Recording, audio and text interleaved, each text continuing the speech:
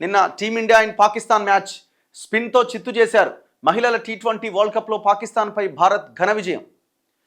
Mandhana half century, Deepti శర్మకు 5 వికెట్లు, శ్రీచరణ్కి 3 వికెట్లు. ఈ అమ్మాయి తెలుగు అమ్మాయి కదా శ్రీచరణి.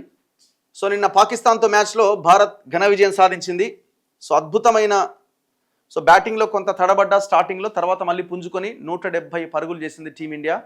171 పరుగుల లక్ష్యంతో బరిలోకి దిగిన పాకిస్తాన్ దారుణంగా ఇండియన్ స్పిన్ బౌలింగ్కి ఖతమైపోయింది. ఇగో అంతర్జాతీయ T20లో అత్యధిక వికెట్లు తీసిన బౌలర్గా దీప్తి శర్మ 166 వికెట్లు తీసిందట. నిన్నటి మ్యాచ్లో అయితే ఏకంగా 5 వికెట్లు తీసింది. లాస్ట్ ఓవర్లో ఆమె వేసిన ఏకంగా 3 వికెట్లు తీసింది.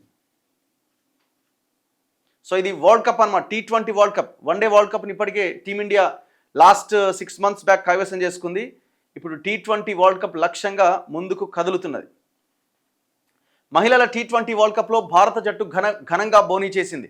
దాయాది పాకిస్తాన్తో జరిగిన తొలి మ్యాచ్లోనే హర్మన్ ప్రీత్ సేన అదరగొట్టింది. బ్యాటింగ్లో కాస్త తడబడ్డట్టు కనిపించినా బౌలింగ్లో మాత్రం అంచనాలు అందుకుంది. స్పిన్నర్లు దీప్తి శర్మ, శ్రీచరణి ప్రత్యర్థిని తమ మ్యాజిక్ బంతులతో చుట్టేశారు. దీంతో ఆదివారం జరిగిన ఈ మ్యాచ్లో భారత్ 64 పరుగుల తేడాతో ఘన విజయం సాధించింది. ముందుగా బ్యాటింగ్కు దిగిన భారత్ 20 ఓవర్లలో 6 వికెట్లకు 170 పరుగులు చేసింది.